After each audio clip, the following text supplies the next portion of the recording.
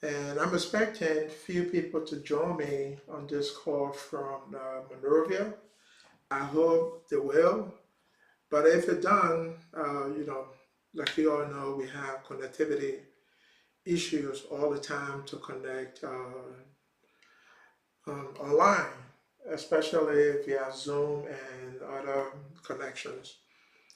But I'm going to start the podcast this morning and just start a conversation, and hopefully they're going to call in and we're going to continue the conversation I was scheduled for 10 a.m. this morning.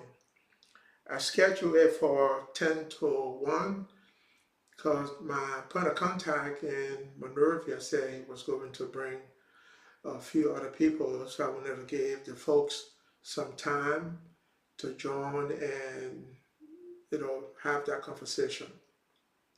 But the gist of this morning's meeting is the information technology challenges we have in Liberia as a whole. And I wanted to talk with a few people that have been trying to resolve some of those issues, especially pertaining to artificial intelligence, AI, and also cybersecurity. Again, my hope is that they're going to join us this morning. We'll have that conversation. But while I wait for them to join, uh, I'm going to bring up the conversation on cyber and AI, but I promise you I'm not going to go into any details because it's going to be over the heads of many people that are listening to me talk this morning. If you want to be involved or more details pertaining to cybersecurity and AI, I will take another time, maybe sometime next month, to schedule another podcast where we can have that conversation. As you know, AI is a hot topic these days. Everybody is talking about AI, AI. The, it's an interesting technology, don't get me wrong. As you know, and I know, we all want to be involved with artificial intelligence. But what is artificial intelligence? Artificial intelligence, in a basic definition, is using machine to think like a human being, behave like a human being, and work like a human being. That's the simplest definition I can give you. And as you know, that's a difficult task to perform like a human being. The way we think, the emotion, the attitude, the hits, the likes, can the machine do that? Yeah, it's possible, but I know it's going to take some time. The good thing is that if you look at the world of AI today, it is breaking through. Uh, we have machines now that can do a lot more for us than we had before in the last 20 or 30 years ago. AI has a long history. This is something that had been in the works. I will go back to the 50s, 60s. Engineers and technologists have been working on this, but they were not successful. Successful in a sense to bring this to fruition to the rest of the world as we have it today. Like you can pick up, you go online to enter the AI engines, and you can get something to write a letter for you and do the editing. You can get something to some of the tools like Copilot to play some magic. That's the way I would have put it. Play magic for you. But you're going to see that as the world moves on, you're going to realize the advantages and disadvantages of artificial intelligence. Like I said, I won't go into details, but I can tell you right now, it's a technology that is going to change the game of living. Uh, Today, the concern in the world is data management. Data management. How do we manage a personal data? or people that are asking you all of these things. Every little thing you go online.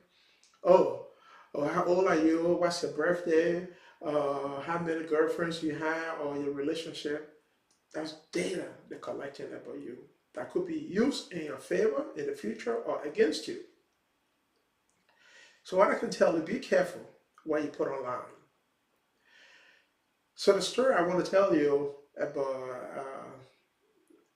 an issue pertaining to, I would say, AI or IT as a whole, information technology, or some may refer to it as information communication technology, ICT.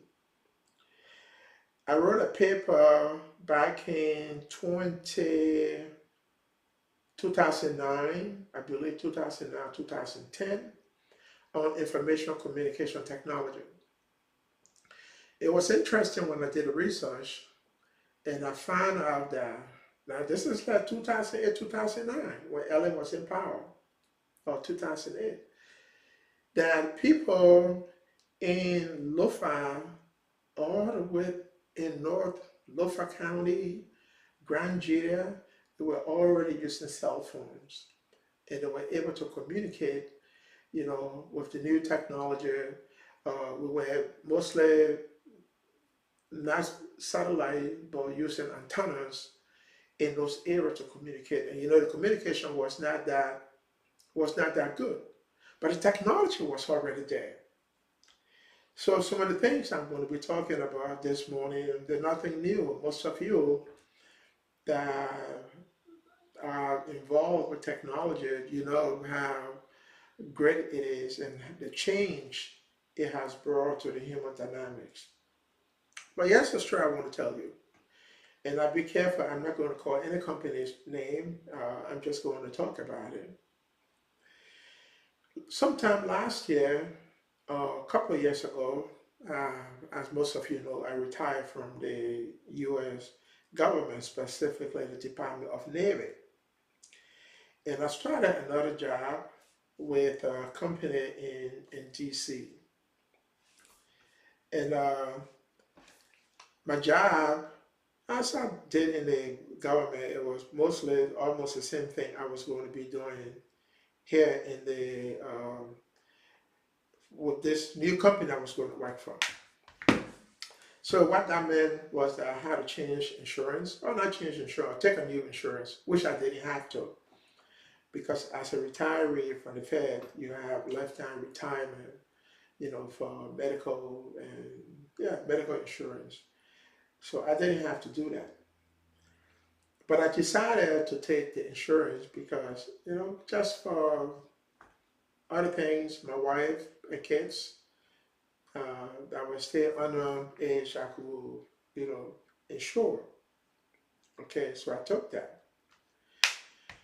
And the company, there are companies today that will send you email and, oh, you just had insurance and here is a blood pressure monitor or for your weight, a scale for your weight to take your weight, and so this way we can keep track of your data. And I said, oh, this is great. So the first thing I used was a blood pressure machine. I used that, to take my pressure. And when I done taking the pressure, I noticed there was data transfer through the monitor. And I said, but I didn't sign any consent for someone to monitor my blood pressure or collect data on me. I said, okay, I'm not going to take another pressure using this blood pressure monitor. I went upstairs and I took the scale and said, hey, let me also take my weight. When I took my weight, I noticed that on the indicator on the weight scale, it was, this bar lines going across. It's like there's data transfer. And I noticed that my weight, which is a personal data, PH, we call it PHI, your health information, personal health information. was being transferred. Who is this going to? I had no clue.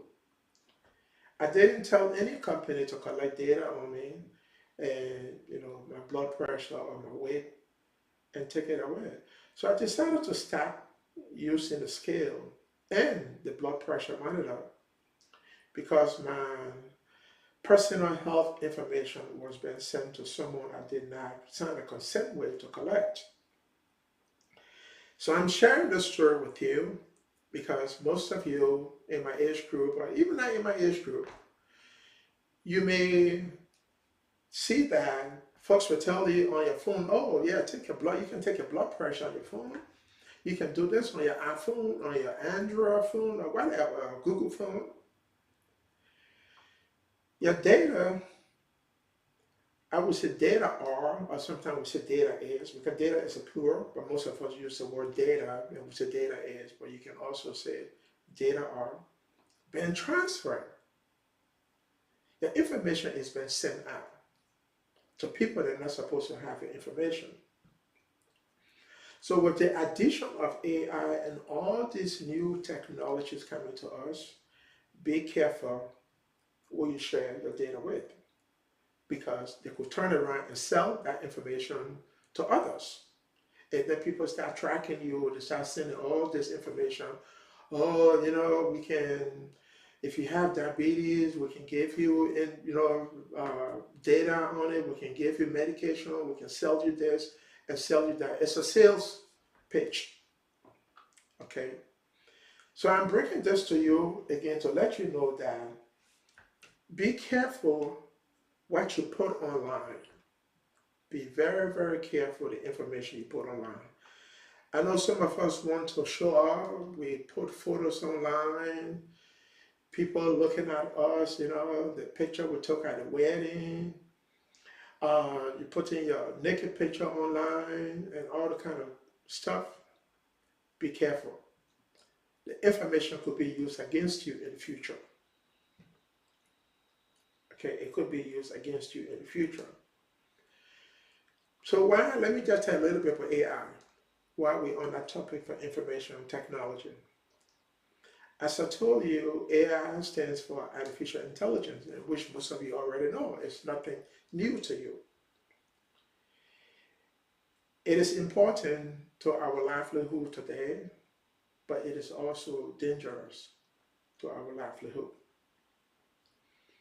It is wrong for you to take somebody's picture and change it by AI and repost it.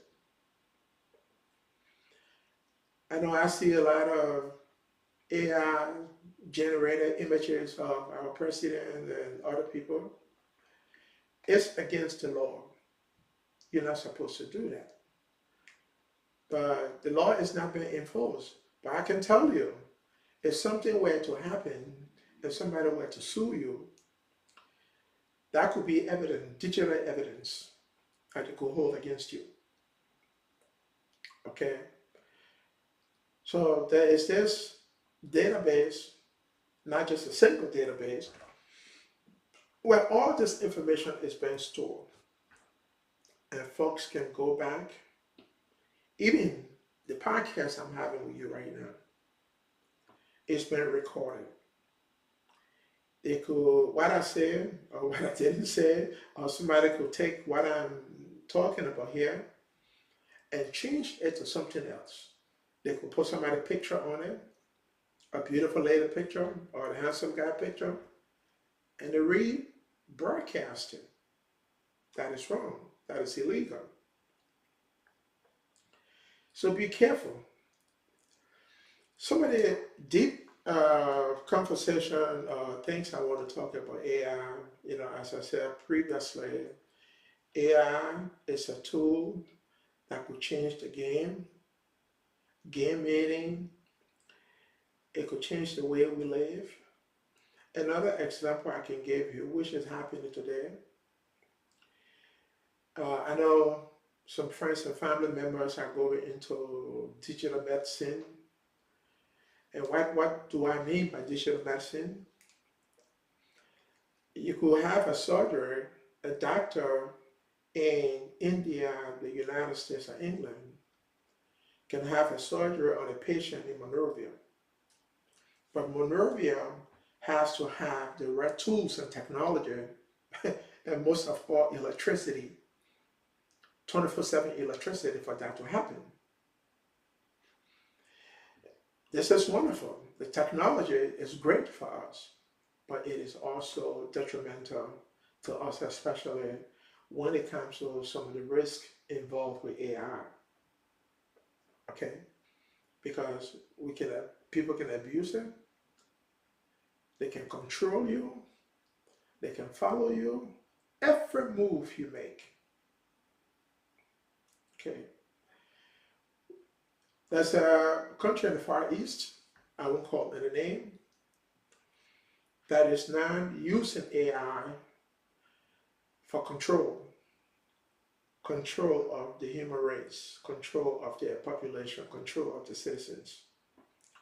There's another country outside the US that is also using AI for military capability. And there are other countries using it for business. But let's go to the human race control, citizen control.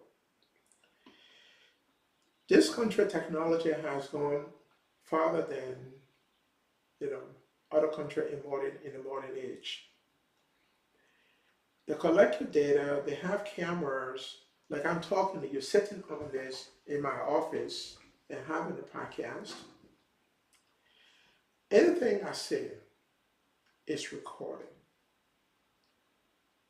That's why I tell people, be careful what you say because they could come after you.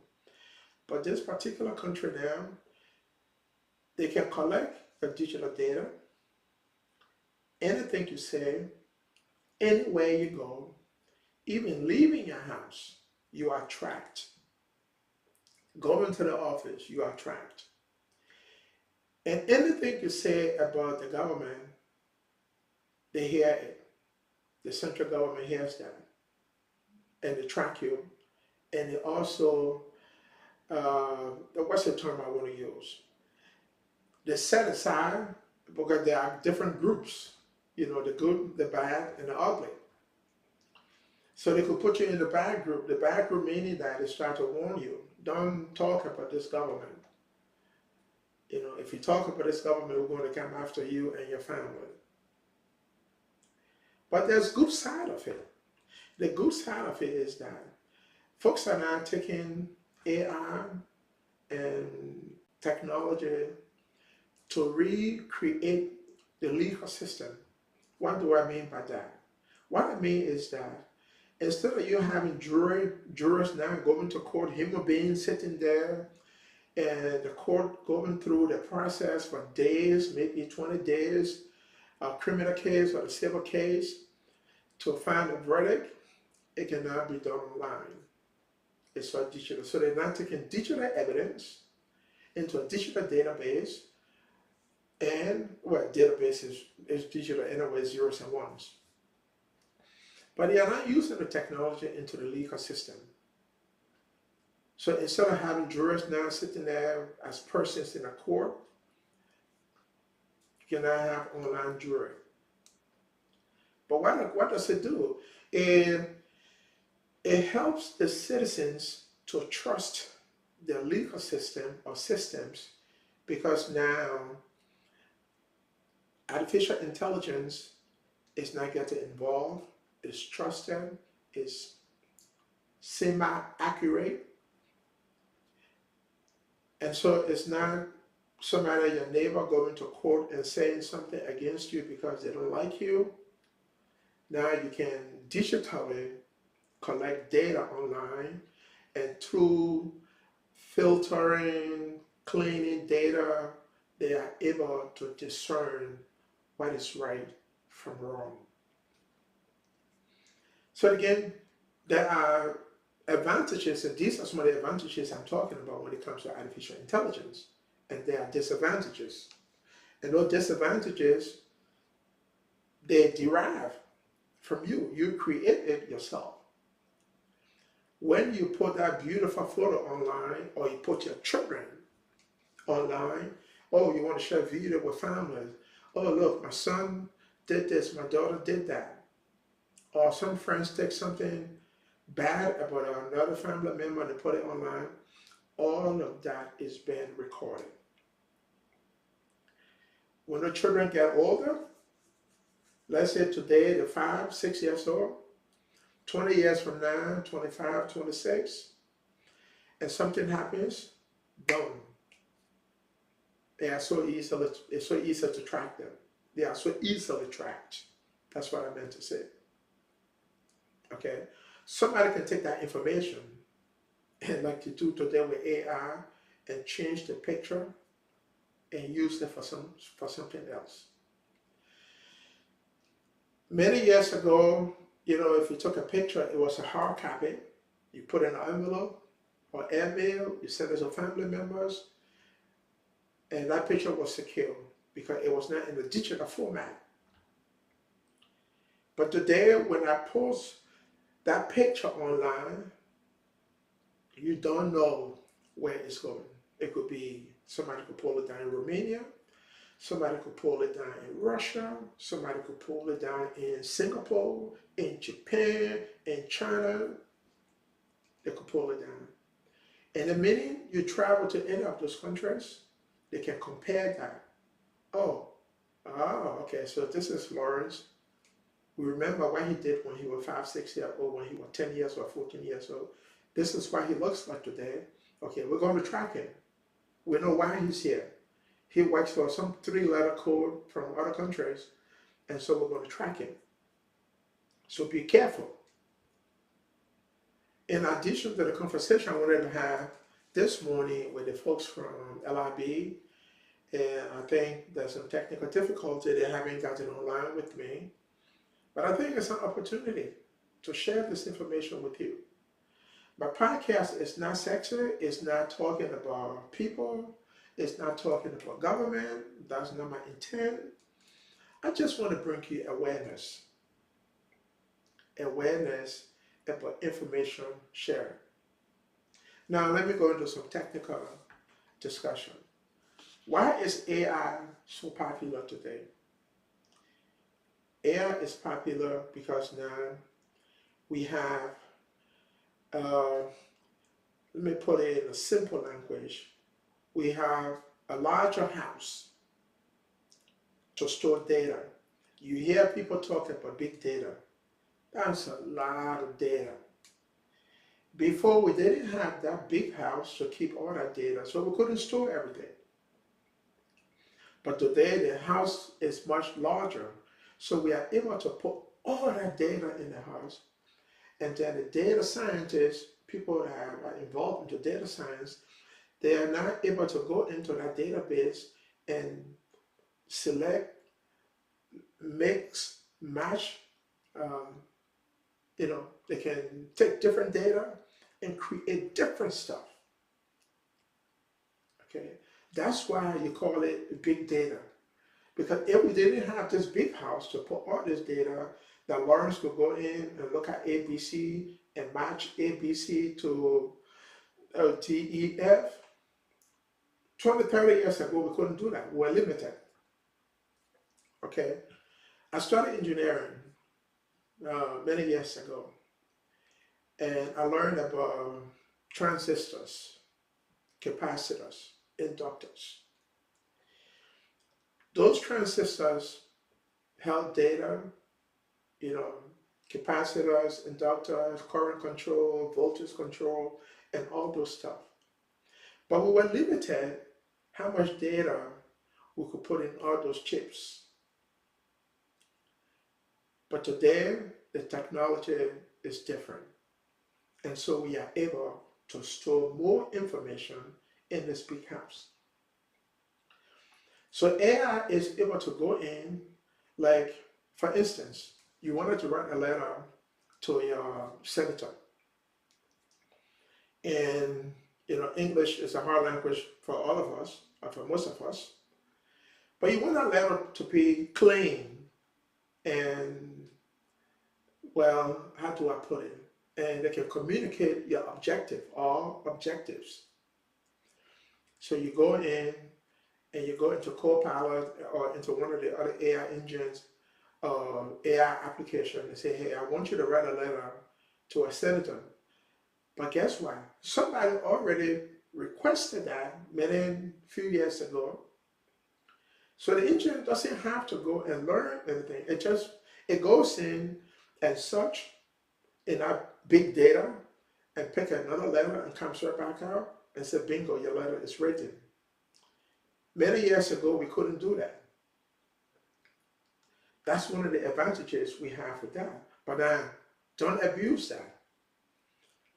Kids in college today, or even every one of us, every little thing will go into AI. Oh, AI write me something. Whether it's a Google engine, it's a Microsoft engine, IBM app, you go and you put it in, bingo, it sent you the letter. But please, please, take a look at the letter. Read the letter and make sure your intent is met. Don't just take the letter, put it in the envelope, or sign it, put it in the envelope and send it out. The technology is also trying to balance that for kids that want to write papers and they just go into the AI Copilot and they pick a paper on mutation, okay? And the AI app, the engine writes a paper on mutation and they just grab that and turn it in. The universities are now, they are also getting smart to make sure they can go check that you didn't take that paper out of some Copilot or some Google engine or GitHub and you send it in as your paper. They're getting smart. It's good. What AI has brought us or is doing for us is to reduce the workload on us. Even I use AI too. If there's something, a subject I don't understand, I have to write a prompt, and that's what the secret is. And the prompt will explain to the AI engine, you know, what I want. For instance, okay, I am not a legal person. I'm not a legal student. I didn't study law. But let's say there's a land issue in the state of Virginia, and I bought a piece of land in the state of Virginia. And I want to understand the legal process or the legal procedures. If somebody infringes on my land, what do I do? Do I just go to my next door neighbor and start a fight? Or do I go to my local government?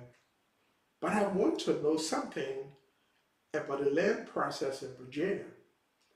So what I would do is I go into an AI engine and I say, hey, I live in Successor County in Virginia, in Prince William County, and I bought a piece of land 10 years ago. But I learned recently that, this is very fictitious, follow me, but I learned recently that someone else claimed the land, and I want to understand the legal process I need to go through to reclaim the land. Or what happened? Did I miss something? So I'm going to, I'm speaking, but writing will be different. So I'm going to write the prompt, and I'm going to submit it to the AI engine, and the AI engine will come back and say, hey, Lawrence, this is a process.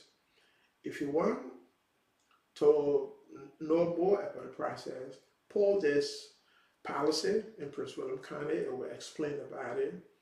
Go to your local office in Prince William County in the Woodbridge area and talk to your local office. The local office will also help you. So the engine will come back and give you that information for knowledge, because if you are just going to do the research, it will take you maybe a day or two. You got to go to the local library and research or ask your family member, how does this work? But with the AI, you can go in there, put it in the AI, the engine will come back and say, oh, okay, this is what you need to do.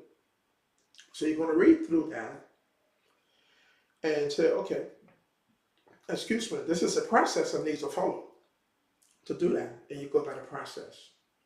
So you see, instead of using 2 or 3 days, it could take you 30 minutes or an hour to get the information that you're looking for. So that's a huge advantage to AI. But you also have to understand there's a lot of work in the background that all of these different engines that we have now that are available to us, for them to come to that state, it's a lot of work. So when people say, hey, you got to pay for this for AI, they have to pay the people that are writing the software, the code, to make it much easier for you to see the things you're looking for. Like for instance, you want to learn about the local government in the Republic of Liberia, how it was founded, and why we're having so many issues today, and what do you think we need to do? You can go into AI engine, just like I said, make sure you're writing clean sentences, be nice, and the information will come to you, and you can learn a whole lot. You can learn a whole lot about Liberia.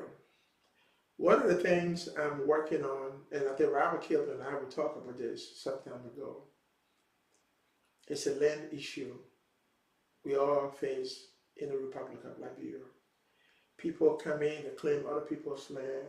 What can we do to help that? But we're working on that, to see whether we can do something different to help. Because it comes to trust. How well do you trust your system? That's what it is. So hopefully the technology will also help us to identify lands, to collect the data, and start computerizing the data to make sure the next generation will not have the issues we have today when it comes to land issue in the country. Okay, so I think I took my time to explain to you some of the good things about AI, and there are some bad things also about it, because most of us, we tend to abuse it. We lie on other people, we take other people's picture and use it for something else, and we say, oh, that's this person. You take the human head, you put it to the body. It's wrong. It's wrong.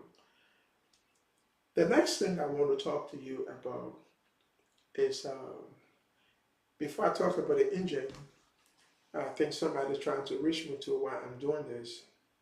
Okay? There are some challenges we face right now about AI. But let me tell you about some of the technical stuff involved with it. For you to see the kind of breakthrough with artificial intelligence we have today, like I mentioned earlier, there's a lot of work. And a lot of work has to deal with language. In the AI tool, there's something we call natural language processing. Now, I'm going to get a little bit technical, but I'll make sure not to go too deep. Okay?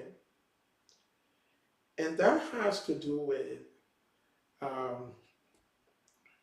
how do we tell the machine to do something? Okay?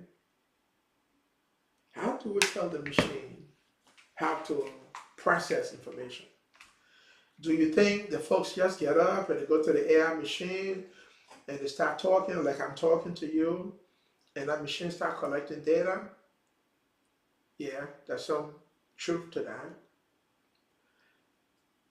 But the machine, well, I'm going to use the term ML. You hear a lot about ML, machine learning. The machine has to learn the language. That's why we call natural language processing. When I say goal, Goal,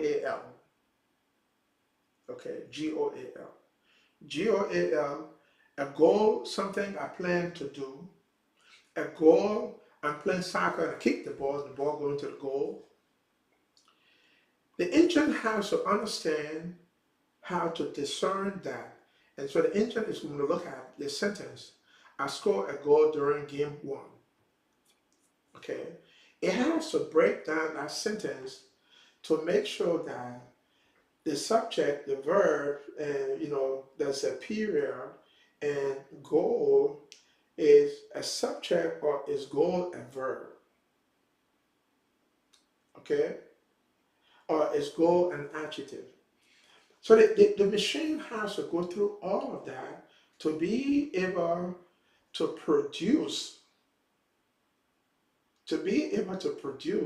something on the screen that when that it understand what you meant by I scored a goal during game one, or my goal is to become the senator of Montserrat County.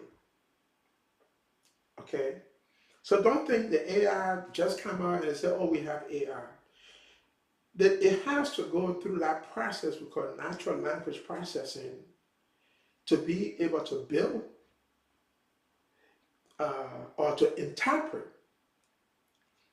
and then do all the stuff that it does. So there's a lot of work.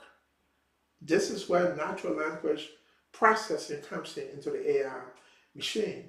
And we call it a machine learning because the machine has to learn the language from the human being to be able to turn that language into some production that will make sense to you and me. Okay? Some of the work going on today in machine learning, the system now has to learn emotion. Because remember when you and I are talking as humans, we talk with emotions. Um, you know, my son is a great guy. He went to social school. He earned a degree. I'm happy about him. And thank God my son, oh, he's a college graduate. You hear the softness in that language. So when I'm talking to you as a human being, you can interpret my emotion or emotions while I'm talking to you. But when I get upset, I told this boy to do the work and he didn't do the work. I'm going to fire him. You see the way people can treat me? It's not good. I'm going to take some action. Now you see the tone of voice has changed. The machine has to be able to understand how I feel, what I'm saying, how I'm saying it, and when I'm saying that. So when people say the machine AI is going to replace human being, it's going to take some time. It's going to take some time. We know it is going to happen, maybe not in my lifetime, but it is going to take a time. The way we do things, I cross my eyes, I yawn, or I suck my teeth, then move from here. Okay? The AI engine may not be able to do that. But sometimes you're talking to Siri, Siri getting smart too. If you insult a Siri, Siri tells you to be nice. Okay? So don't get me wrong. We get into that age where we're going to start to find out that the machine can talk like us. That the machine can talk like us. And it is happening today. You got robots. You program those robots. Those robots go to work and they do what you tell them to do. But here is where AI is great and AI is dangerous. With a robot, the programmer programs the robot and tells the robot, say, I want you to pick out a book from here and put it here. And that's exactly what a robot is going to do. I want you to process this thing for the next 2 hours, and after 2 hours, stop. Okay? Now, let me tell you, that robot is programmed to do certain things, or you can control the robot. You have a joystick, like you play the game, and on the computer, you move the joystick, you play the game, and you have control. AI has similar capability, but here where we're going to have issues. Artificial intelligence is like a robot. You program the robot, and the robot executes what you want it to do. The AI engine will execute what you want it to do. But the AI engine is now going to learn from what it does and start to do things on its own. This is where we're going to run into the problem. So the robot is, and I will associate the robot with the term automation. Automation means I program something and I think automatically performs a task. And after the task, it stops. That is automation. But then there's the term autonomy. Autonomy means I program you to do something, but after you did that thing, now you start doing other things on your own. Okay. For the human, we say you must give the human autonomy, meaning, or we have the autonomy to live a free life. It means that I am free to live like a human being and do the things I want to do. Don't break the laws. Don't, you know, abuse my spouse. Don't beat my spouse. That's a human being. I'm free and I have the will to do those kind of things. But when you program an engine and that engine performs the task you want it to do, that engine learns how to do that task. And I'll give you an example. Now the engine starts to go above and do other things. Okay? Like for instance, I give you a fun joke, and I think I got this from IRB. The folks are having a party, and they're going to have different drinks at the party. So your helper at the party, one of the guys working for you that lives in the house with you, you gave him instruction. And the instruction is, hey, by 2 o'clock, my guest will be coming at 6 o'clock. So by 2 o'clock, I want you to mix the drinks and put ice on the drinks. That's the direction you give to a human. Okay? And the person says, okay, so that's not a machine, that's a human being. So autonomy, the word autonomy comes right in there. He has the autonomy to, do the things that he's supposed to do. But he interprets or misinterprets the word mix. So the machine now goes on, instead of putting the beer, the stout, okay, those are the kind of things we drink, putting them together in one barrel, the ginger ale, the Coke, the other soft drink in another barrel. That's what a robot would do if you had a robot, because you program a robot to say, put the beer and stout in one barrel, put all the soft drink in one barrel. And soft drink has a code. Beer and stout, beverage, you can call it, they're not liquor, but something else, so they have a code. So the code for beer and stout, the code for beer is 001. The code for stout is 002. The code for soft drink, you can call it 004. I jump over 3. Okay, you call it 004. So the robot is programmed to know when to put 004 into barrel 111. And the other one is to put code 001 into barrel 021. That's the program. But the individual, instead of, the machine will do that for you.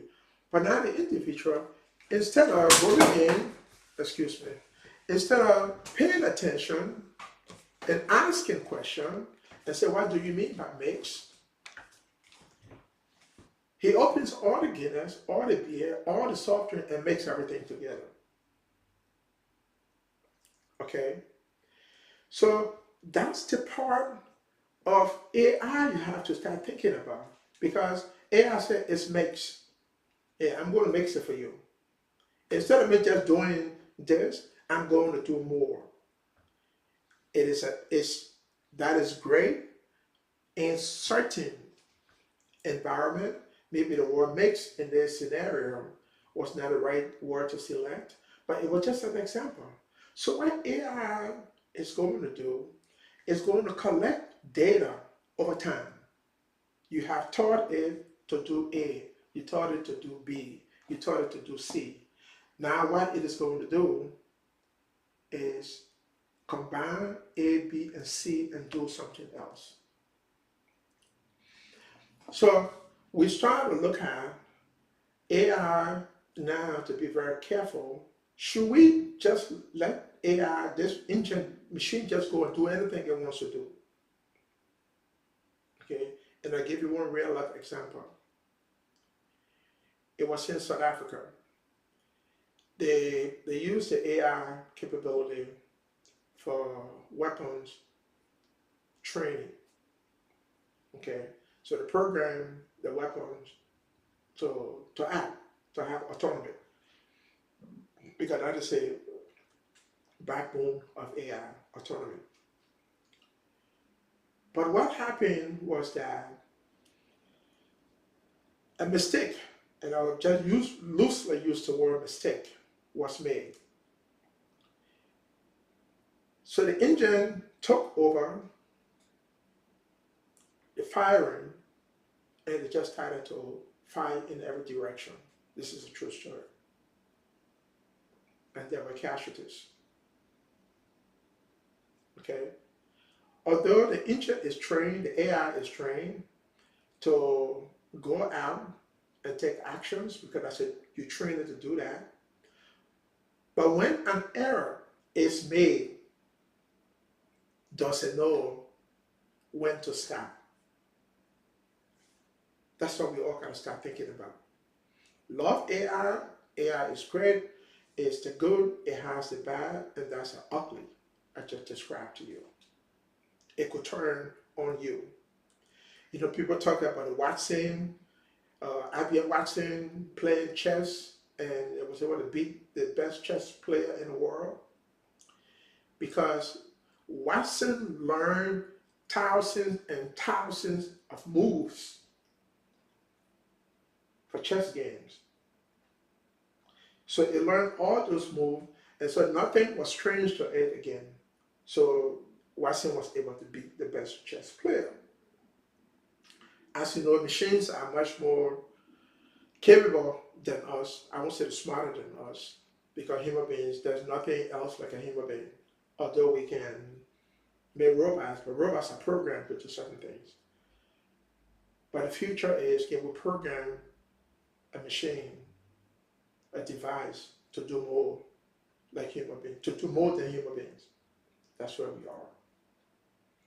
So what we've been doing in our area, in our field, is we've been looking at AI for semi-autonomy.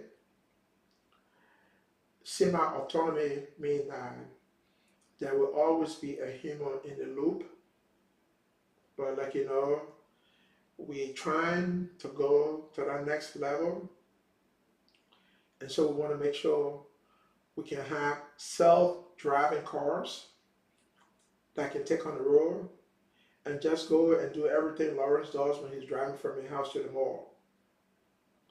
It's coming, folks, but it is going to be tough. You heard some of the stories with Tesla, the self-driving car, the guy ran into a truck, but it's technology. We gotta run into some of these issues. Unfortunately, we lost a human, which is not a good thing. But these are some of the challenges we're going to face. The city of Atlanta, they're now putting cameras and other detectors all around the city of Atlanta to be able to control these self-driving cars. That is, you can go somewhere and the car can drive anywhere, even on the pavement. The pavement is trying to put detectors that the cars will know when to stop at the red light or where the line is to stop the crosswalk. They're not driving through the crosswalk when someone is crossing. There's a lot of work been done. There's a lot of work been done to help us be better. Again, I'm going to use the word augmentation. AI is going to augment the human ability, and it is doing that for us. But it is not going to replace us. You know, it's possible, it could happen, but we don't foresee it at this moment. Okay, I have plan this podcast until 2 o'clock because 1 o'clock because I was hoping folks would join me from Minerva, but they didn't. So I'm going to just go for an hour and end this. But I would like to invite others. Let's sit down and start talking to educate our people about some of these new technologies. The last thing two things I'm going to talk about before I end this would be IoT, Internet of Things, and ethics. And those two combined together. So let's talk IoT. Most of you heard the term IoT, and we love to use it. You go into some of the homes now. I went to a home one time. This person had a refrigerator. It could do everything on that refrigerator because it had an internet screen around the refrigerator. So you can order, you can do anything. You can control devices in your house. You can turn up the light. But what you're not realizing, the information you're sharing with IoT, that's your data. And your data is being shared with other people outside of you. Okay, even the cameras you have at home. Be careful. Make sure you understand the data rights in those cameras in your IoT. Because the information is being shared with many other people. With the people that made the refrigerator, they know when that refrigerator fails. They know when to tell you, hey, you need to get another one. Or the software update. They're going to update the software unknown to you. Like the example I gave you on the blood pressure machine and the, the scale. You don't know what has been collected, folks. Don't get me wrong, the technology is great. I'm not saying don't use the technology. All I'm telling you, be careful what you are sharing online, and be careful what you get into. All the devices we buy, you put in your home, you don't know what they're collecting. Okay, I give you an example. When you go online, on Amazon, or any of the marketplace websites, they have data on you. They know what you're buying, and they know what to sell to you in the future. And they know whether you're male, you're female, what you like to buy, and what you don't like to buy. They know what to market to you. But this is what ethics comes in. It's their discrimination. It's the ethics, basically, in the basic term of ethics, it simply means, protect my human rights. Don't abuse my rights. When I say don't abuse my rights, don't take my data and give it to somebody else. Especially when it comes to my personal health information. Don't take it and give it to someone else. If you're going to make a device for me to use, a laptop, a phone, anything you want me to use, please, there has to be some data rights. Let me know what a device is doing to me. Let me know what a device is taking away from me and sharing with you. Because that's my personal information. Or we call it PII, personal identification information. Okay? So folks, we got to be careful. Pay attention to what information you share. You go to the store to go buy something, even like in a shoe store, they want your phone number. Tell them no. If you're going to use credit card, use a credit card, but tell them so you don't have a phone. They know you have a cell phone, or they know you have some home phones for those of us that still have home phones. But be careful. Stop sharing your data. Your phone number has a lot of information about you. because the phone company has your data. So when you share a phone number, they take the phone number and sell it to other people. And that's how come you see all the different marketing emails coming to you. But your personal information is there. Don't you take a blood pressure on the phone, your blood pressure is shared with some other doctor, someone you don't know. And by the time you look, oh, the company you work for could even have that data. Now they say, oh, yeah, we know he got heart disease. He's coming for employment. He's going for an interview. They start taking your data and looking at that data from your past record and say, no, we shouldn't employ John Brown. John Brown has heart issue. John Brown insurance is going to be very high. So that's a risk. That's simply, I'm going to put it. That's a risk for sharing your personal data. So we talk about ethics, we talk about IoT. The last thing I will talk about, what are we doing to protect our people? In the United States, we have the privacy rights about your data. You know, once in a while, you get a letter or some hacker stole your data. Yes, it's happening. There are tons of breaches right now across the internet, across the world. People will capture your company. They use the software ransomware and they say, oh, hey Lawrence, we got all the data for your company. We know who all works for your company. We know the individual, we know the children data, the family data or whatever. If you don't pay us, we're going to expose it. Maybe the person was incarcerated for a long time. They don't want that information to be learned. Maybe the person has some health issue. They don't want that information to go out. So you have to pay a ransom. Companies do that. They pay, but they don't tell the public, because if they tell the public, they're probably going to lose business. They're going to lose customers. But I'm just sharing this information with you on this topic of technology and information technology or information communication technology, AI. Don't get me wrong, we are headed in the right direction. This is going to reduce our workload and it's going to augment what we do. It's also going to help us to get smarter. It's also going to medically help us, but understand that it's also going to compromise our personal information.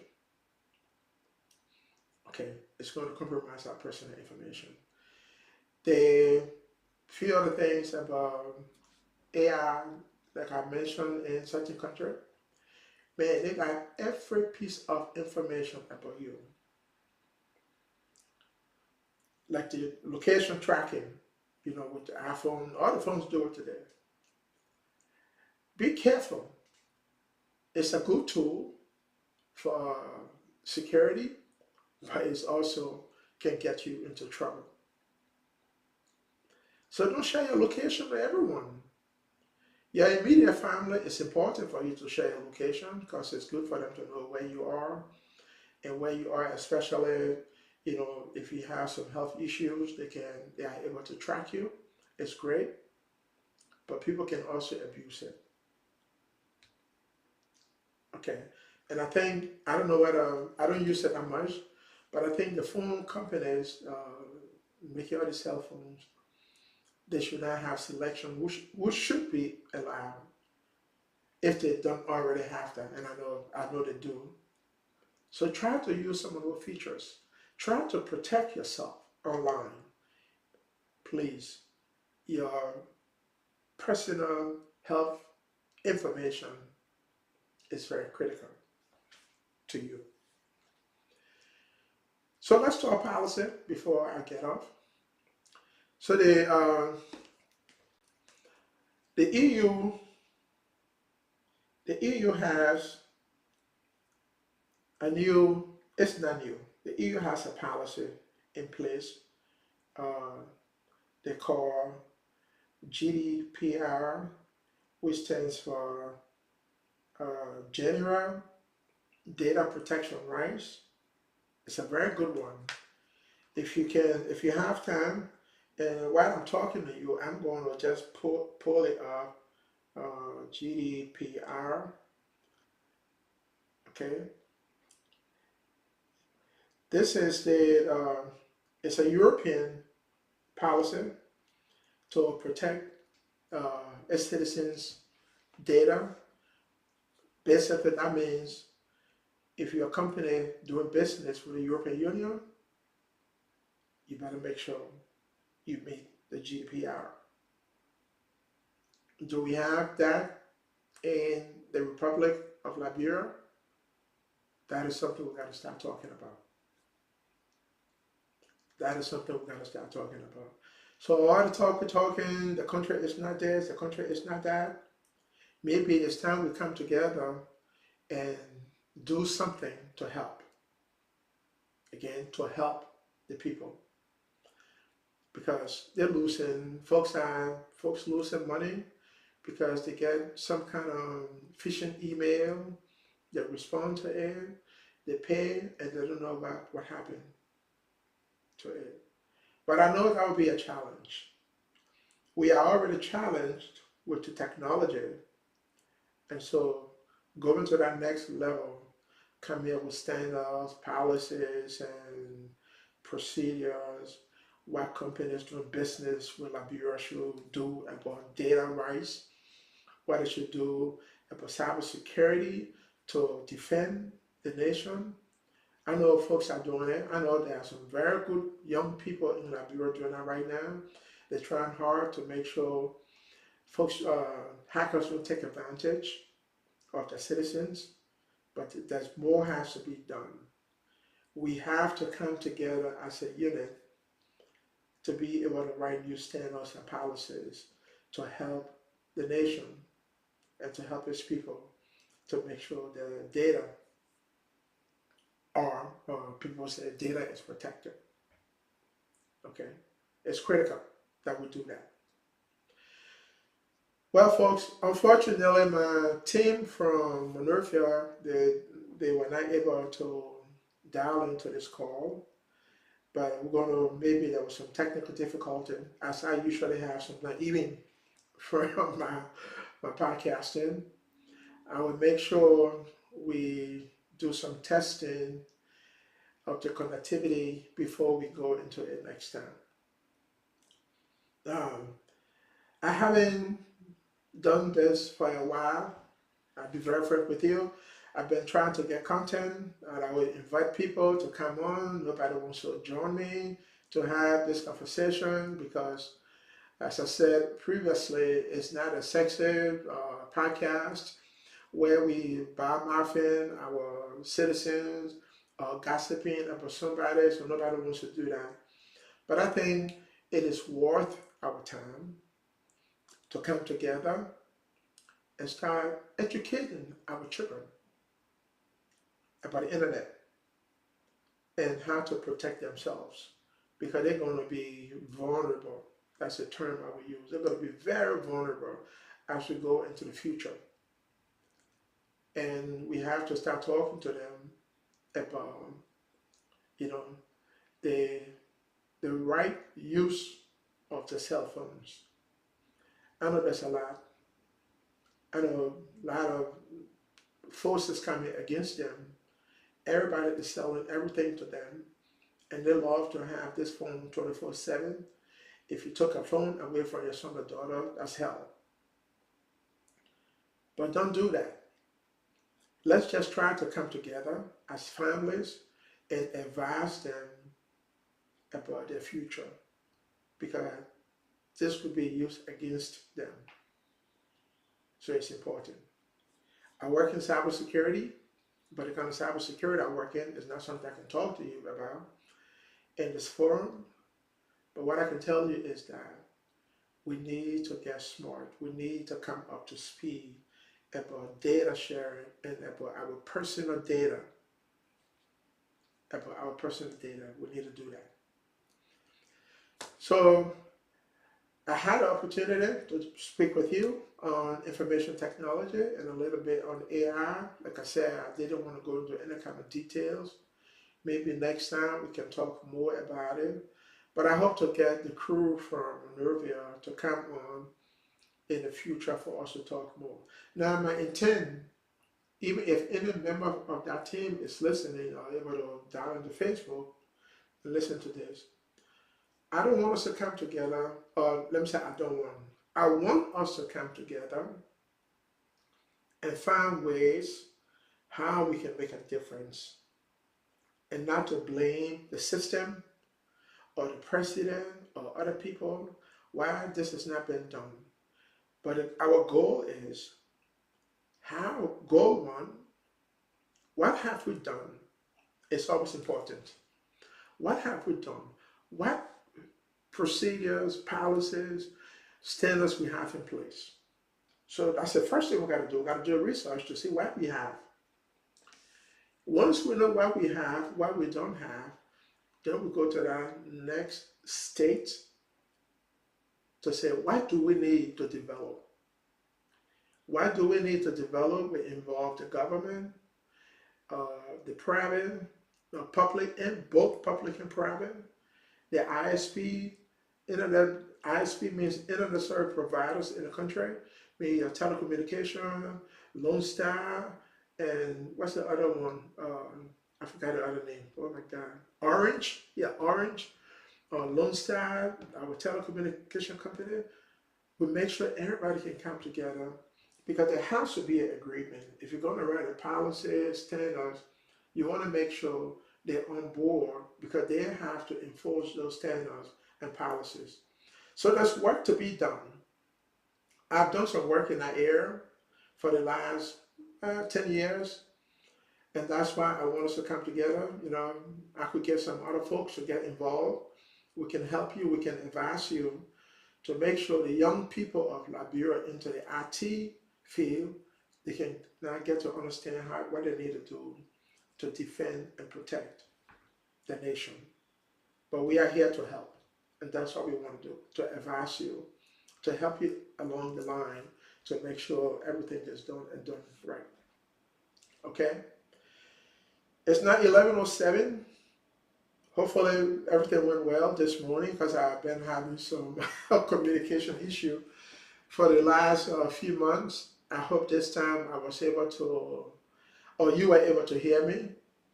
And again, as I always say at the end of every podcast, join me. Let's come together. Let's talk about this and see how we can help our own family here in the U.S. and abroad. It's nothing, there's nothing for me to hide. It's just I want to make sure we can help each other and educate each other as we move forward. Again, I got no gossip for you today. I'm not too involved with gossips. As most of you know me, I'm a quiet guy and I want to make sure that I can help other people. Oh yeah, one more thing, two more things before I leave you. We lost a very good friend, G. Ivan Yusuf, very, very, very good friend. His funeral is June 14th. Don't know when I'm going to make it because I have other obligations. But I just want to say my condolences to the family and to all my friends. We all play basketball together in Liberia. And I've been knowing GI since around 1979, 78, 79. Okay? And so may his soul rest in perfect peace. Very beautiful human being. Okay, always smiling. So GI, if wherever you are, it was a blessing to know you and wish your family, you know, all the goodwill. And also, June 28th, all the soccer players, former soccer players, the fans, friends, families, we're going to be gathering in New Jersey. That is June 28th. We're having an event. We've been raising money and we've done well. And thanks to Mr. Bernard Karana, who is leading that effort. and the team, the Ataloy, Voida, and all the guys in the New Jersey area, great job, Mr. Gabo Bachu, and the rest of the team. Great job that we could bring such a crowd together, good, great Liberians that can come together to do something for others. Your goodwill will never be forgotten.